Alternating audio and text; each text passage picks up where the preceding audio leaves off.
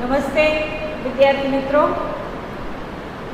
हिंदी कक्षा 10 के अभ्यास में आपका स्वागत है। आज हम हिंदी विषय में जो 7वां पद्य है उसकी पढ़ाई करेंगे। शीर्षक है जन्मभूमि। जन्मभूमि कविता के कवि का नाम है सुमित्रा नंदन पंत। सबसे पहले हम सुमित्रा नंदन पंत जी का परिचय प्राप्त कर लेते हैं। सुमित्रा नंदन पंत प्रकृति के सुकुमार कवि माने जाते हैं। उनका जन्म उत्तराखंड के अल्मोड़ा जिले के कौसानी नामक गांव में हुआ था। उनकी प्रारंभिक शिक्षा कौसानी और अल्मोड़ा में हुई। मैट्रिक उत्तीर्ण करके आगे की पढ़ाई के लिए पहले वाराणसी फिर प्रयाग गए। उन्होंने गांधी जी के असहयोग आंदोलन में भी भाग लिया और इसलिए उसने अपनी पढ़ाई भी छोड़ दी। अनेक रचनाएं लिखी है और अनेक सम्मान से उसे सम्मानित भी किया गया है, जैसे कि कला और बुढ़ा चांद पर साहित्य अकादमी से, लोकायतन पर सोवियत भूमि नेहरू पारितोषिक समिति से और चिदंबरा पर ज्ञानपीठ पुरस्कार मिला है। उसकी मुख्य रचनाएं हैं वीणा, ग्रंथि, पल्लव, गुंजन, युगान, युगवाणी, ग्राम्या, युगपथ, कला और बूढ़ा चांद इत्यादि। जन्मभूमि जो काव्य है उसमें कवि ने हमारी जो जन्मभूमि है उसकी महिमा का गान किया और किस प्रकार से हमारी जन्मभूमि है, हमारी भारत भूमि है, वह सबसे निराली है, उसके बारे में बताया है। तो चलो हम काव्य के द्वारा ही इसका आस्वाद प्राप्त करते हैं। जननी जन्मभूमि प्रिय अपनी, जो स्वर्गादपि चिरगरी यसी। कवि कहते हैं कि हमारी जो जन्मभूमि है वह हमारी माता जैसी है और वह प्रिय है, प्यारी है। स्वर्गादपि, स्वर्ग से भी, चिर इसका अर्थ है अधिक, उससे भी अधिक, उससे भी बहुत। गरीयसी, ये जो शब्द है ना गरीयसी, इसका अर्थ है श्रेष्ठ, स्वर्ग से भी श्रेष्ठ है। जिसका गौरव भार हिमाचल, यह हमारी जो जन्मभूमि है तो उसका गौरवमय बाल व हिमालय है। हिमाचल का अर्थ होता है हिमालय और बाल शब्द का अर्थ होता है, देखिए यहाँ पर है बाल यानी कि मस्तक, कपाल। हिमालय है वह भारत भूमि के मस्तक के समान है और हिमालय सबसे बड़ा पर्वत है, ऊंचा पर्वत है, तो इस दृष्टि से भी हमारा गौरव है। स्वर्णधरा हंसती चिर श्यामल। फिर कवि ने अपनी जो धरती है, भारत भूमि है, उसकी विशेषता भी बताई है। तो आपको याद रखना है उत्तर के रूप में भी कि हमारी जो धरती है वह सुनहरी है, यह उसकी विशेषता है। और हंसती चिर श्यामल, श्यामल का अर्थ श्याम रंग की, और दूसरे अर्थ में सस्य श्यामल भी कह सकते हैं, पेड़ पौधों से हरी भरी। और हंसती है, मतलब कि वह प्रसन्न है। हमारी जो धरती है सुनहरी है, सस्य श्यामल है और हमेशा के लिए प्रसन्न है, पुलकित है। ज्योति ग्रथित गंगा यमुना जल, और यहाँ गंगा और यमुना जैसी पवित्र नदियाँ बहती है। ज्योति ग्रथित मतलब कि ज्योति, इसका अर्थ है प्रकाश, ग्रथित का अर्थ गूंथी हुई है। गंगा और यमुना के पवित्र जल से ये गुथी हुई है। वह जल जल के हृदय में बसी, और गंगा यमुना जैसी पवित्र नदियाँ समस्त भारतवासियों के हृदय में बसी हुई है, क्योंकि वह पवित्र है, उसके प्रति श्रद्धा भाव है। जिसे राम लक्ष्मण और सीता, फिर कभी कहते हैं कि यहाँ राम जो मर्यादा पुरुषोत्तम हो गए, उसके भाई लक्ष्मण और सीता तो बना गए पद धूली पुनीता। पद धूली इसका अर्थ होता है कि पैरों की धूल। तो चरण रज से, उसके चरण रज से हमारी धरती है वह पुनीता, इसका अर्थ है पवित्र। हमारी धरती पवित्र है।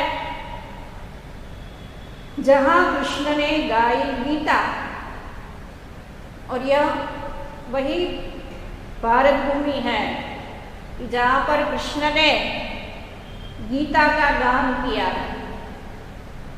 बजा अमर प्राणों में बंशी, बंशी का अर्थ बांसुरी। जिसने प्राणों में ये बंसी बजाकर, मतलब कि ऐसी मधुर बंसी बजाए कि सबके प्राणों में वो उसकी धुन है, उसकी तान है, वो बस गई है। और ऐसे श्री कृष्ण ने भगवत गीता की भी रचना की है, उसका गुणगान किया है। सावित्री राजासी नारी, उतरी आभा देही प्यारी।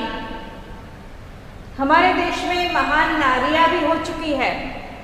यह हमारे देश का गौरव है कि हमारे देश में सावित्री जैसी महान नारी। इसके बारे में आप जानते होंगे कि सावित्री के जिसका पति था सत्यवान, सर्पदंश से उसकी मृत्यु हो गई थी, लेकिन अपने पति के प्राणों को बचाने के लिए वही यमराज के पास पहुंची थी, और यमराज के पास पहुंचकर उसने अपने पति के प्राणों को बचाया था। तो ऐसी वह सती स्त्री थी, महान नारी थी। राधा, राधा भी ऐसी पवित्र नारी कि जिसका चरित्र भी बड़ा ही पवित्र। तो ऐसी राधा भी हो चुकी है जो हमारे देश की महान नारी है। उतरी आभा देही प्यारी, आभा का अर्थ है तेज, प्रकाश।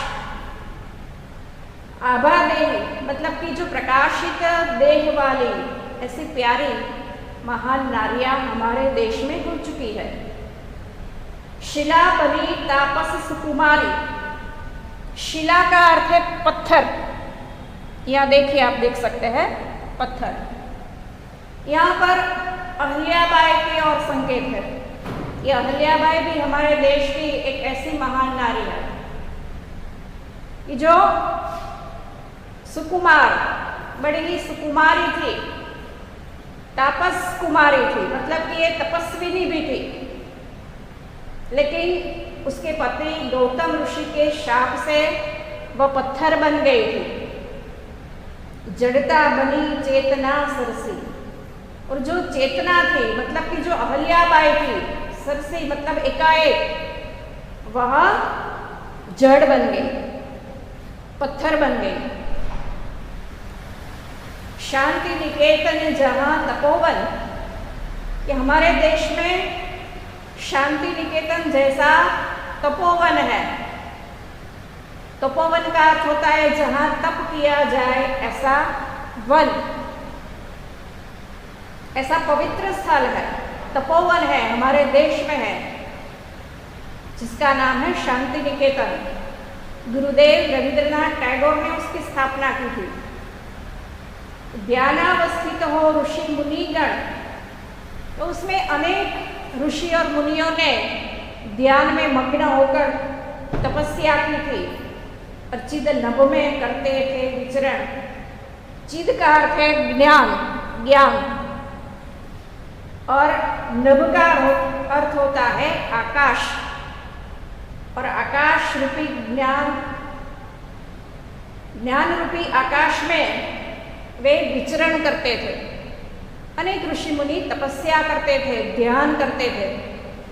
तो ऐसा पवित्र तपोवन है शांति निकेतन, जो हमारे देश में है। आज युद्ध जर्जर जगजीवन, जहां सत्य की किरणें बरसी, कवि कहते हैं कि जहां सत्य की किरणें बरसी, मतलब कि ये सत्य का जहां प्रकाश फैला हुआ है और सत्य के पुजारी भी जहां हो गए हैं गांधी जी, तो ऐसी यह भूमि है। आज युद्ध जर्जर जगजीवन, जगजीवन का अर्थ है जगत का जीवन, आज है वो युद्ध से जर्जरित हो गया है, कमजोर हो गया है।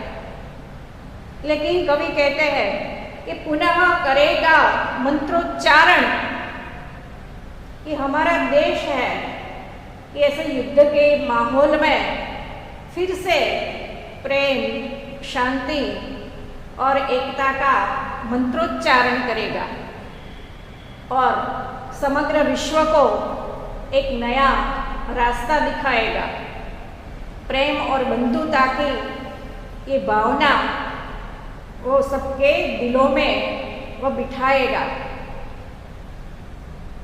वह वसुदेव बना कुटुंबकम, वसुधा वत्ता एव, वसुधा का अर्थ है धरती, पृथ्वी, कुटुंबकम का अर्थ है परिवार।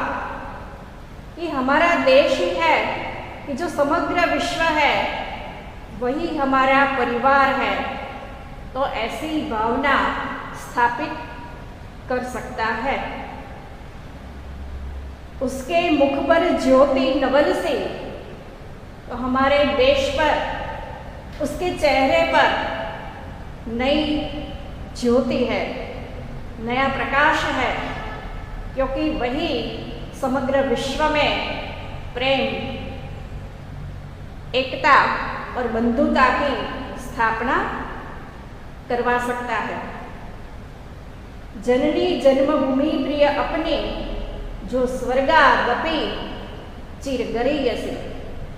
कवि कहते हैं कि हमारी जो जननी है, माता है, जन्मभूमि है, वो हमें प्रिय है, प्राणों से भी अधिक प्रिय है, और वह स्वर्ग से भी अधिक श्रेष्ठ है। तो इस प्रकार इस जन्मभूमि काव्य को हमने समझा है। आप भी उसे अच्छी तरह से समझकर प्रश्नों के उत्तर के लिए सज्ज होना। आप सबको शुभेच्छा है और इसके साथ ही मेरा नमस्कार अस्तु।